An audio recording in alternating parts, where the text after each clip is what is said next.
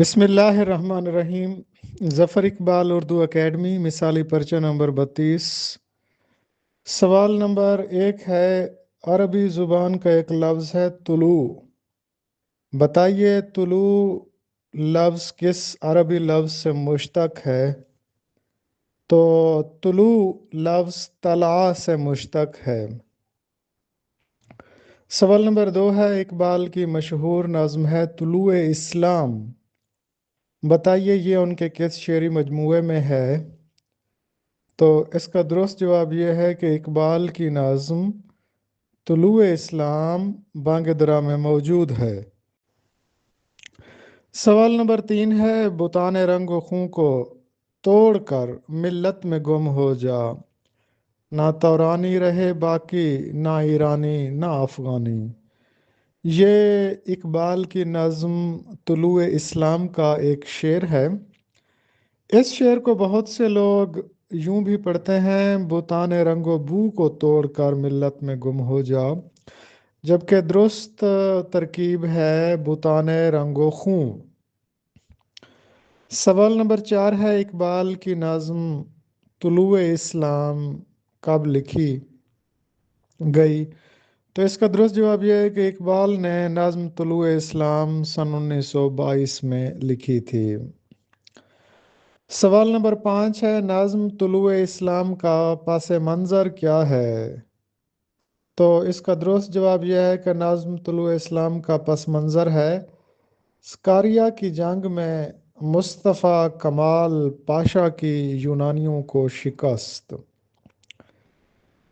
سوال نمبر 6 ہے، وہ کون سے مسلمان جرنیل تھے جنہوں نے سمرنا کو فتح کر کے مسٹر گلیڈسٹین کے خاندان میں صف ماتم بچھا دی تھی؟ تو اس کا درست جواب یہ ہے کہ مصطفیٰ کمال پاشا نے مسٹر گلیڈسٹین کو شکست دی تھی۔ سوال نمبر 7 ہے، سمرنا کا چاند یہ کس کا ناول ہے؟ تو اس کا درست جواب یہ ہے کہ سمرنا کا چاند علامہ راشد الخیری کا ناول ہے۔ سوال نمبر 8 ہے، سمرنا کے کیا معنی ہیں؟ سمرنا کا لغوی مطلب ہوتا ہے مالا جپنا۔ سوال نمبر 9 ہے، رام رام جپنا پرایا مال اپنا، یہ مشہور ضرب المثل کس شخص کے لیے بولی جاتی ہے؟ رام رام جپنا پرایا مال اپنا فریبی اور دھوکے باز شخص کے متعلق بولی جاتی ہے۔ سوال نمبر 10 ہے، ایک ہندی کہاوت ہے، مایا تیرے 3 نام، پرسا پرسو پرسرام۔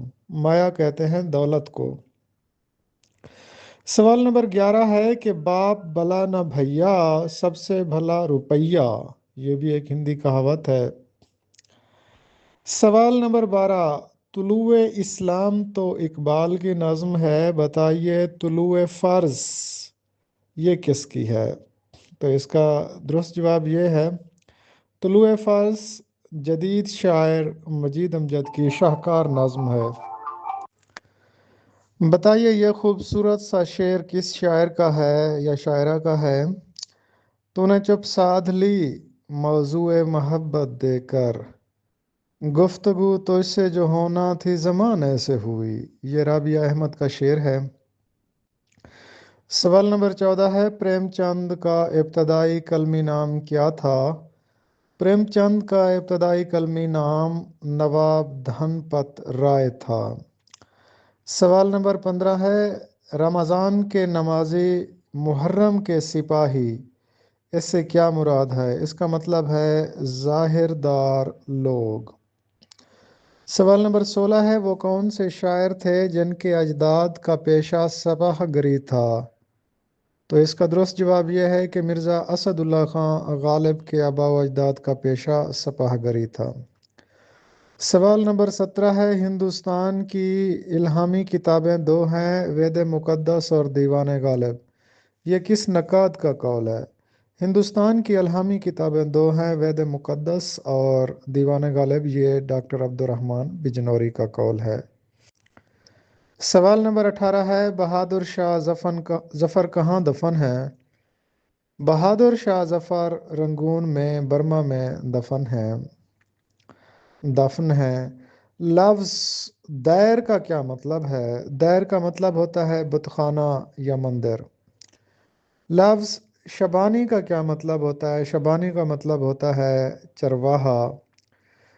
بتائیے یہ کس نے کہا تھا کہ 100 پشت سے ہے پیشہ آبا سپہ گری، کچھ شاعری ذریعہ عزت نہیں مجھے؟ مرزا اسد اللہ خان غالب۔ نوائے روزنامہ نوائے وقت لاہور سے شائع ہوتا ہے۔ قلم دوات ٹوٹ گئی، یہ مصرع ہے کہ جب احمد مرسل نہ رہے کون رہے گا، یہ میر انیس کا مصرع ہے۔ سوال نمبر 25 ہے مثنوی ہفت پیکر کے خالق نظامی گنجوی ہیں، افسانوی مجموعہ ہفت پیکر کے خالق حفیظ جلندری ہیں۔ انجمن پنجاب کے چوتھے مشاعرے کا موضوع حب وطن تھا۔ ہفت پیکر مثنوی کا دوسرا نام بہرام نامہ یا ہفت گنبد ہے۔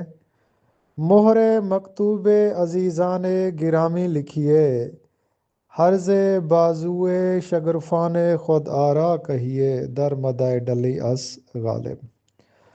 ادبی مجلہ دریافت نمل یونیورسٹی، تحقیقی مجلہ بازیافت اورینٹل کالج لاہور، ادبی و تحقیقی مجلہ تعبیر علامہ اقبال اوپن یونیورسٹی سے نکلتا ہے۔ ذکر غالب کے مصنف ہیں مالک رام، حیات غالب اور ارمغان غالب کے مصنف ہیں شیخ محمد اکرام۔ ششماہی رسالہ اردو انجمن ترقی اردو پاکستان کراچی سے جاری ہوتا ہے۔ ششماہی رسالہ اردو کا اجراء قیام پاکستان کے بعد 1950 میں ہو گیا تھا۔ رسالہ اردو کے موجودہ مدیر شاداب احسانی ہیں۔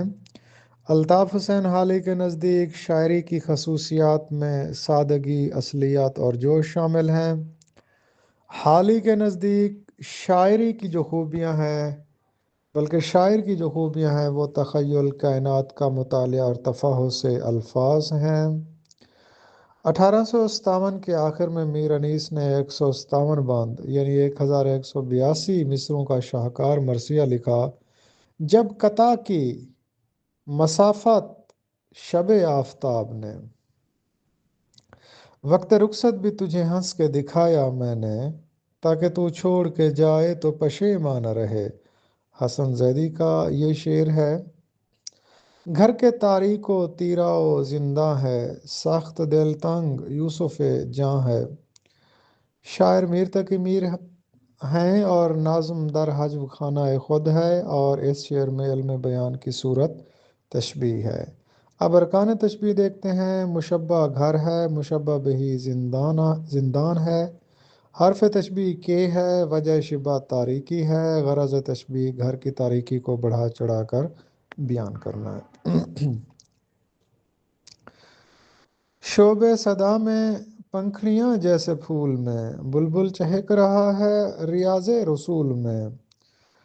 یہ جو شعر ہے یہ میر انیس کا ہے اور یہ ان کے ایک مرثیے کا شعر ہے، اور اس میں علم بیان کی ایک صورت استعارہ کا استعمال کیا گیا ہے، اور اس میں اگر ارکان استعارہ دیکھے جائیں تو مستعار من او بلبل، مستعار لہو حضرت علی اکبر رضی اللہ تعالیٰ عنہ کو کہا گیا ہے۔